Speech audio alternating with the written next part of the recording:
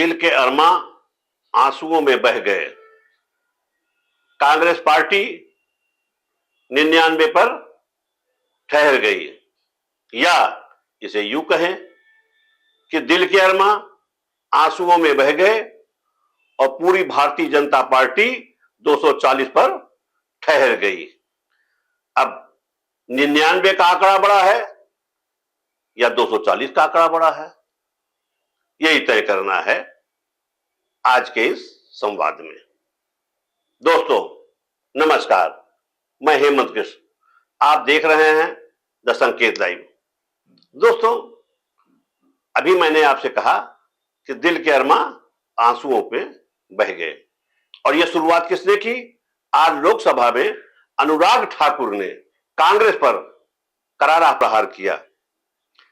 पूर्व केंद्रीय मंत्री अनुराग ठाकुर ने राष्ट्रपति के भाषण पर धन्यवाद प्रस्ताव सदन में पेश किया था, और चर्चा को आगे बढ़ाते हुए उन्होंने कांग्रेस पे पूरी तरह जोरदार हमला किया।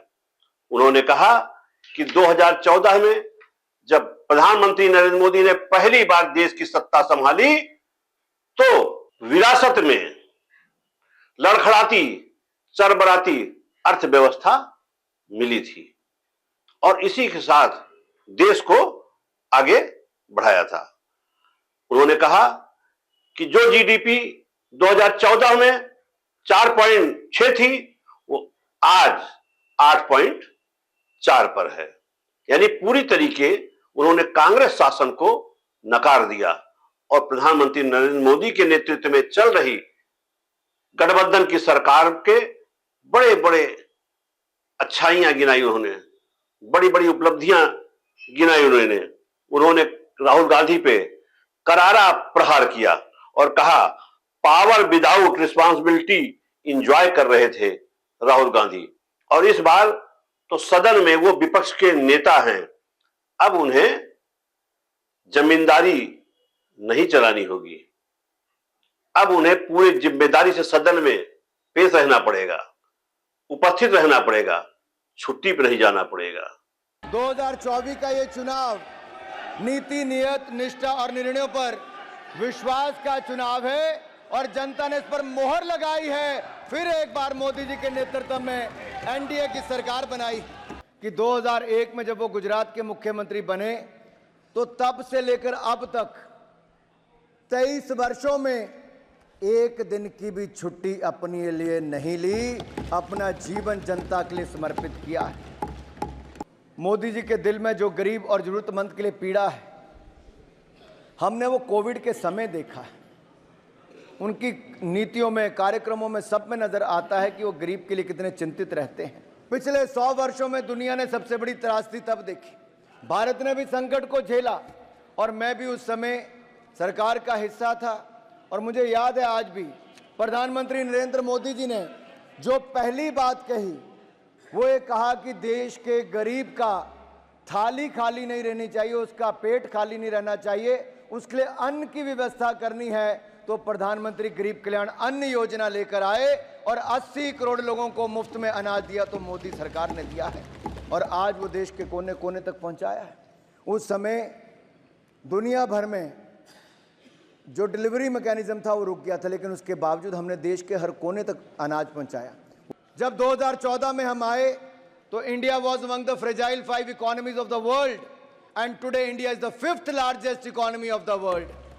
लड़खड़ाती चरमराती अर्थव्यवस्था आप छोड़कर गए थे, आज दुनिया की 5वीं बड़ी अर्थव्यवस्था भारत है, दुनिया की सबसे तेजी से बढ़ती अर्थव्यवस्था भारत है, और अगले 5 वर्षों के अंदर दुनिया की 3री बड़ी अर्थव्यवस्था मेरे भारत की होगी। अगर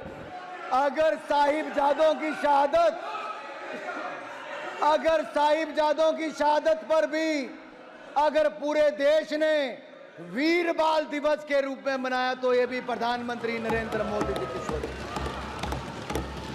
अरे आपके समय तो ब्लू स्टार ऑपरेशन हुआ था, हरमंदिर साहब में क्या क्या हुआ, और 84 के दंगे देश भूला नहीं है। सिखों का कत्लेआम ये कांग्रेस की सरकार के समय ही हुआ था।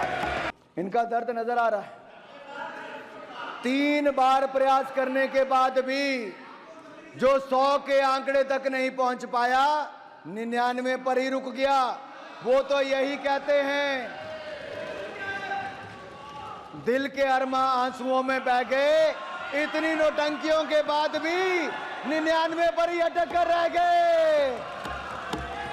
बहरहाल इसमें कौन सी बात है? राहुल गांधी पूरे सदन में बैठेंगे, सदन संभालेंगे और सरकार की कमियों की, नाकामियों को गिनाएंगे।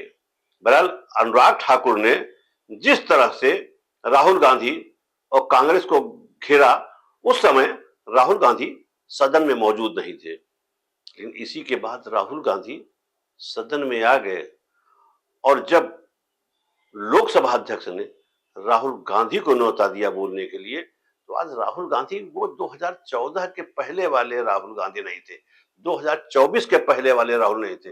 2024 में एक नए अवतार के साथ राहुल गांधी सदन में दिखाई पड़े पूरी तरीके, और हिंदुत्व को लेकर के ही आज, सनातन को लेकर के वाक युद्ध सदन में खूब चला। राहुल गांधी ने बड़ी मजबूती से कहा, पूरी मजबूती से कहा कि आरएसएस और भारतीय जनता पार्टी ही पूरा हिंदू समाज नहीं हो सकती है।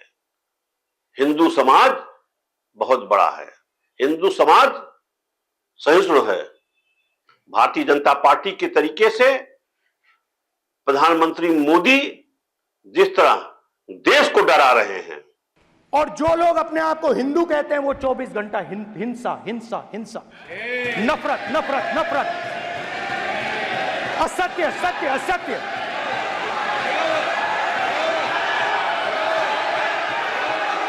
आप हिंदू हो ही नहीं।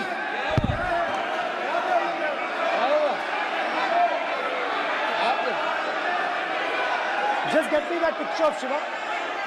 Inside Speaker's office.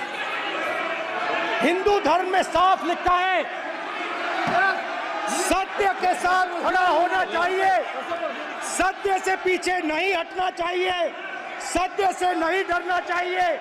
अहिंसा हमारा प्रतीक है। अभय मुद्रा, ऐसे कीजिए, अभय मुद्रा।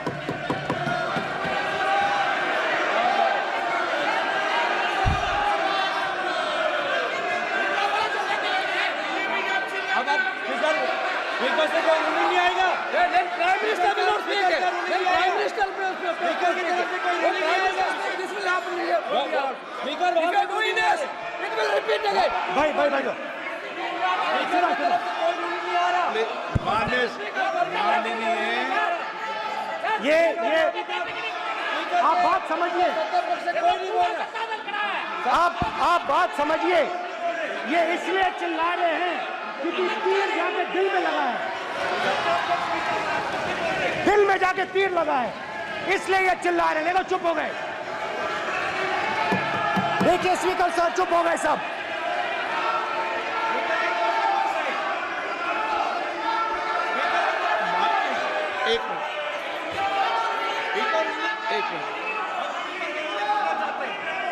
माननीय आप प्रतिपक्ष के नेता हैं, किसी की भावनाओं को ठेस नहीं पहुंचे, सर मुझे चर्चा बोलने में दीजिए। ध्यान रखना चाहिए।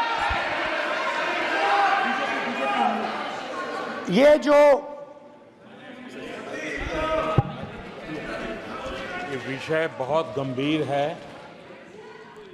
पूरे हिंदू समाज को हिंसक कहना ये गंभीर विषय है। बीजेपी को आपको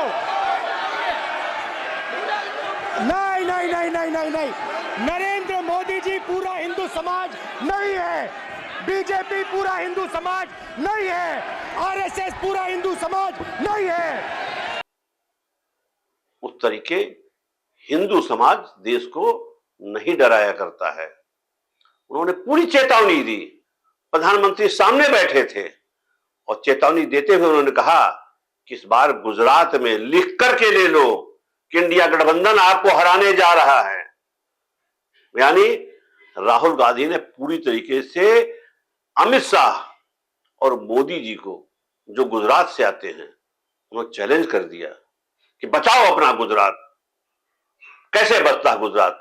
इस बार इंडिया गठबंधन आपको वहां पूरी तरीके से हरा देगी। मैं जाता रहता हूं और आपको गुजरात में हराएंगे इस बार।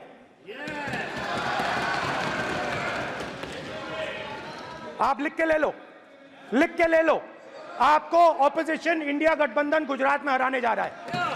दोस्तों, राहुल गांधी आज लगभग सभी धर्मों के देवताओं का चित्र लेकर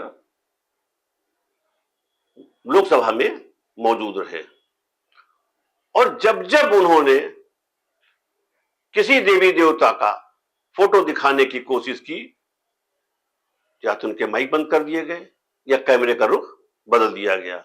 इसको भी लेकर के लोकसभा अध्यक्ष से राहुल गांधी से तीखी नोकझोंक हुई।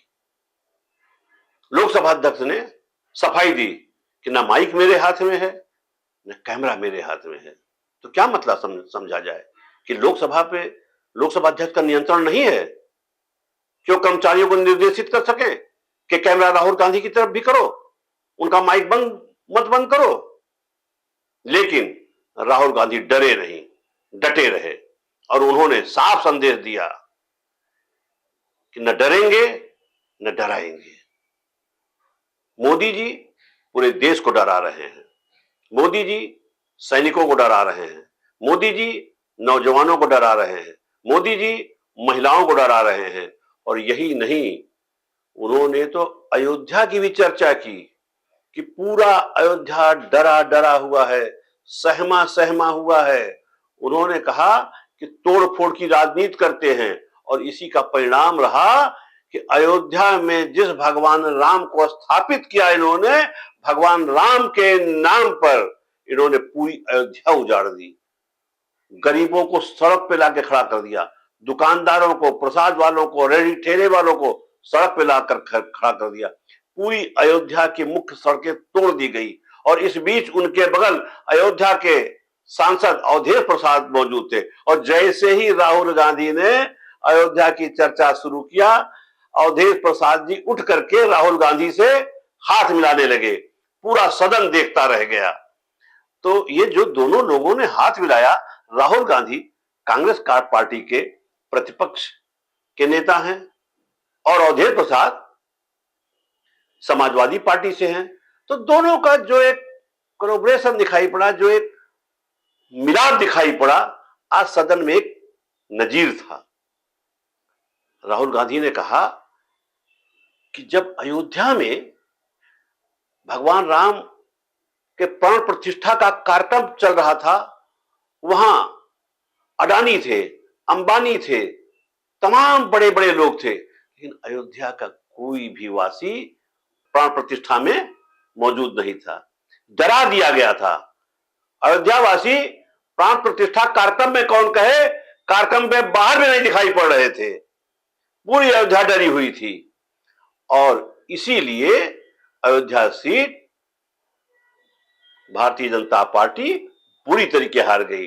उन्होंने तो यहां तक कहा, राहुल गांधी ने कहा कि हमारे प्रधानमंत्री जी अयोध्या से चुनाव लड़ना चाहते थे और इसका इशारा भी कर दिया था। चारों तरफ से इशारे आ रहे थे कि प्रधानमंत्री नरेंद्र मोदी अयोध्या से चुनाव लड़ेंगे। लेकिन 2 बार के सर्वे में सर्वेकर्ताओं ने प्रधानमंत्री नरेंद्र मोदी को बता दिया कि अगर आप वहां से गए तो बुरी तरीके से हार जाएंगे।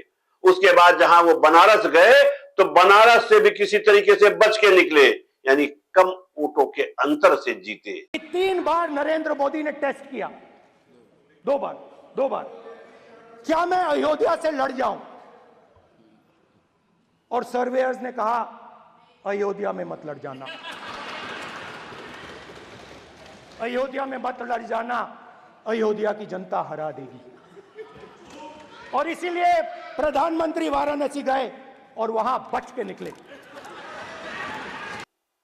तो आज राहुल गांधी ने पूरी तरीके नरेंद्र मोदी को, भारतीय जनता पार्टी को धोया और मामला तो यहां तक पहुंच गया कि राहुल गांधी को कई बार न बोलने के लिए परेशान तक किया गया और आहत थे या डरे हुए थे या बीजेपी डरी हुई थी, प्रधानमंत्री डरे हुए थे कि पूरी भारतीय जनता पार्टी डरी हुई थी।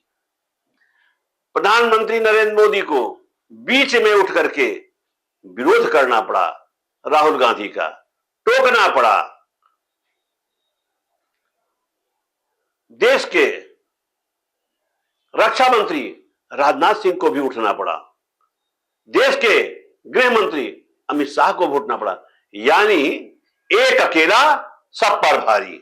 आज राहुल गांधी प्रधानमंत्री पर भारी दिखाई पड़े, आज प्रधानमंत्री रक्षा मंत्री राजनाथ सिंह पर भारी दिखाई पड़े, आज राहुल गांधी देश के गृह मंत्री अमित शाह पर भारी दिखाई पड़े, यानी पूरी भारतीय जनता पार्टी पे लोकसभा में राहुल गांधी भारी दिखाई पड़े।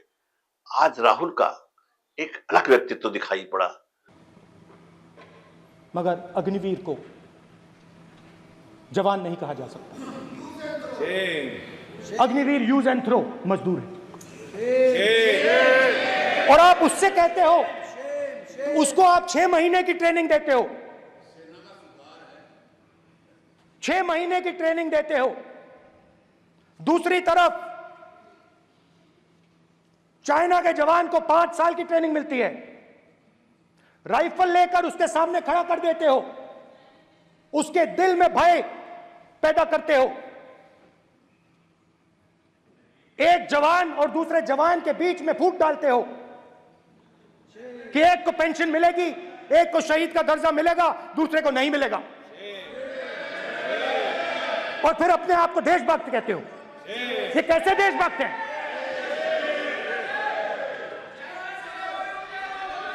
फिल्म स्टार जैसी फोटो थी उस लड़के की, फिल्म स्टार, बॉलीवुड स्टार की फोटो थी।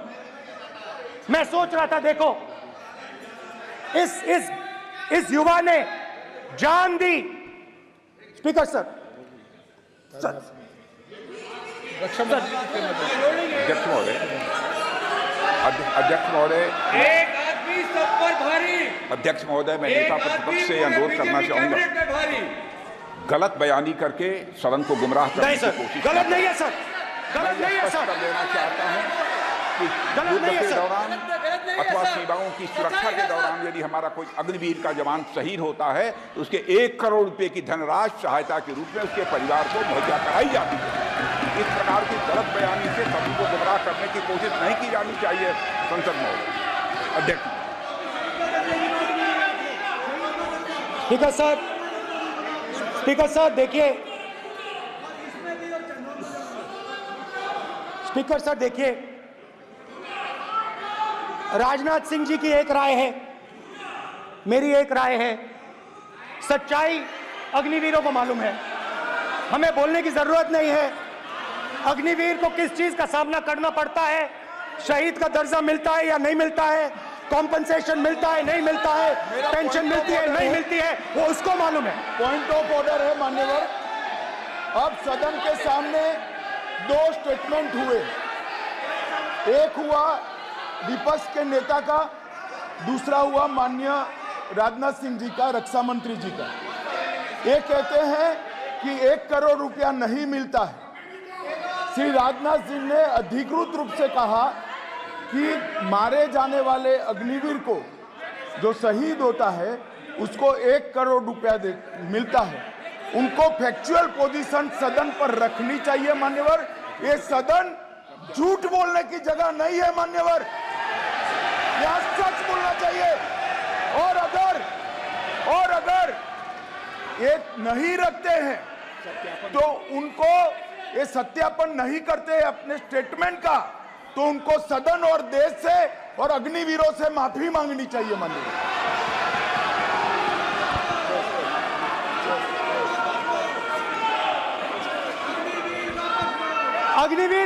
अग्निवीर की सच्चाई मैंने फ्लोर ऑफ द हाउस पे रखी है,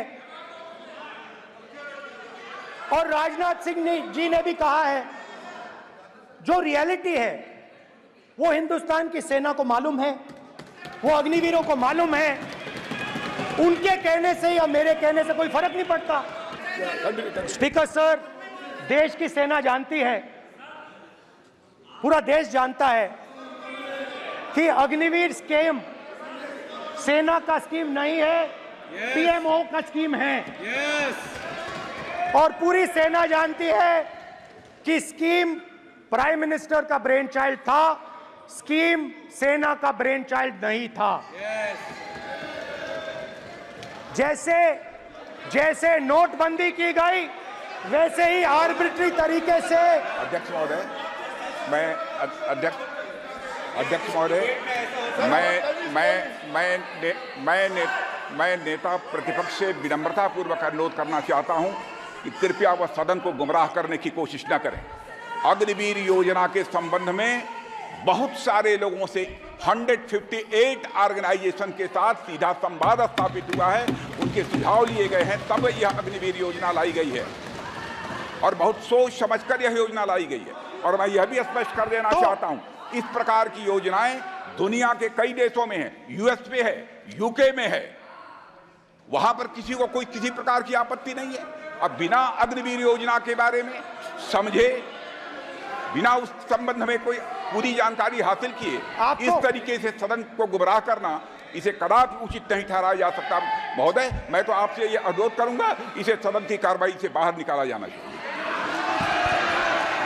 आपको देखिए, सिंपल सी बात है स्पीकर सर, इनको अग्निवीर अच्छा लगता है, आप उसको रखिए, हम उसको बदल देंगे, हटा देंगे। सिंपल सी बात है, हमारी सरकार आएगी, अग्निवीर को हम हटा देंगे, क्योंकि हम सोचते हैं कि अग्निवीर सेना के खिलाफ है, जवानों के खिलाफ है, देशभक्तों के खिलाफ स्कीम है।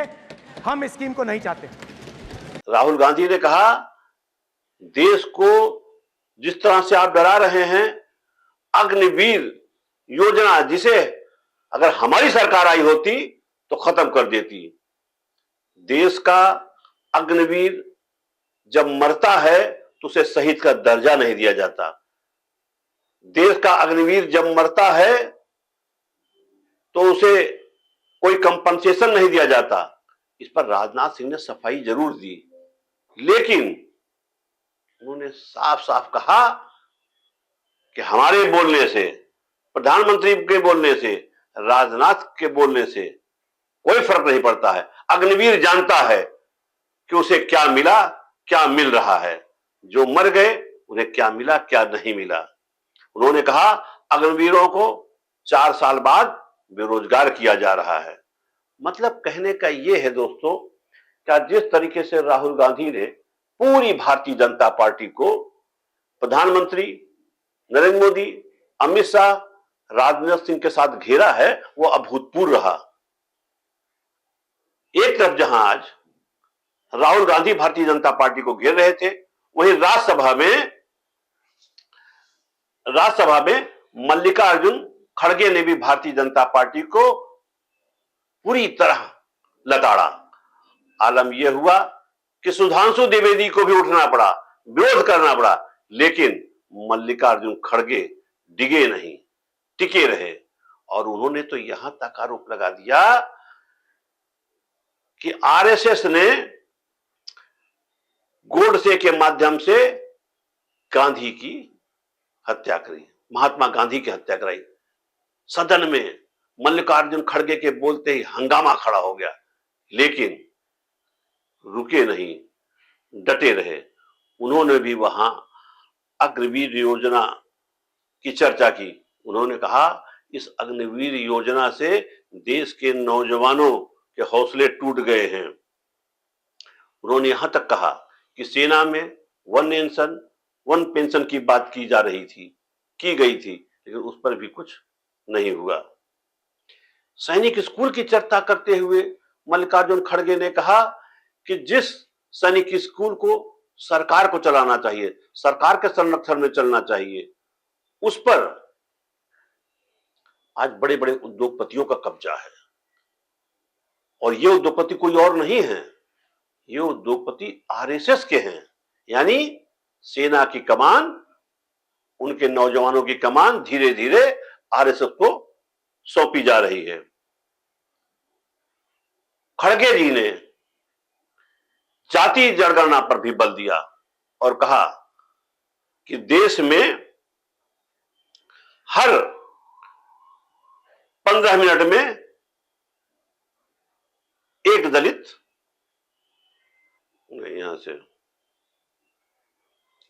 मल्लिकार्जुन खड़गे ने कहा कि देश में दलितों पर अत्याचार हो रहा है, हर 15 मिनट में एक दलित मारा जा रहा है और 6 दलितों की हत्या हो रही है।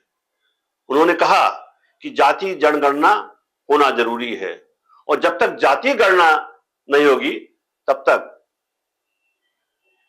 दलित, अल्पसंख्यक सुरक्षित नहीं रहेंगे। उन्होंने कहा कि हमारे प्रधानमंत्री झूठ बोलते बोलते झूठों के सरदार साबित हो गए हैं। खड़गे जी ने कहा, प्रधानमंत्री तो कहते थे कि घटेगी गरीबी, बढ़ेगी कमाई, लेकिन बढ़ेगी महंगाई और घटेगी नहीं, लेकिन महंगाई बढ़ रही है, गरीबी बढ़ रही है और कमाई घटती जा रही है। जीएसटी लगा करके तो और भी कमर तोड़ दिया है। जीएसटी लगाकर देश में महंगाई बढ़ा दी गई है।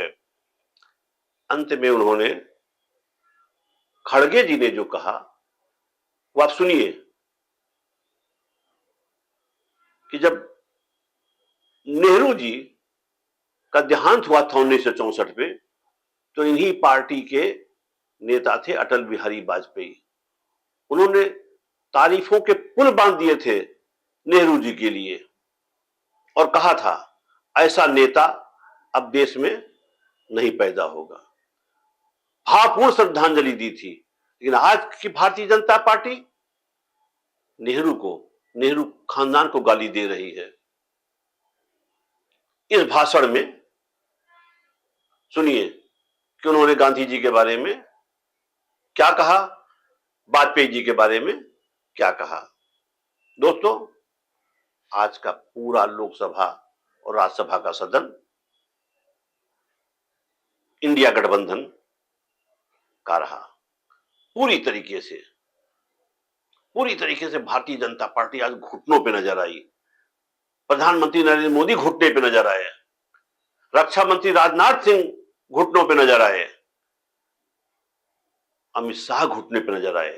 पूरी की पूरी भारतीय जनता पार्टी आप लोकसभा और राज्यसभा में घुटनों पर खड़ी दिखाई पड़ी। यानी राहुल गांधी एक अकेला, भारतीय जनता पार्टी सब पर भारी रही। ये कहने का मतलब एक अकेला सब पर भारी। राहुल गांधी आज भारतीय जनता पार्टी पे, उनके नेताओं पर भारी पड़ते दिखाई पड़े। दोस्तों, आज यहीं समाप्त करते हैं। नमस्कार।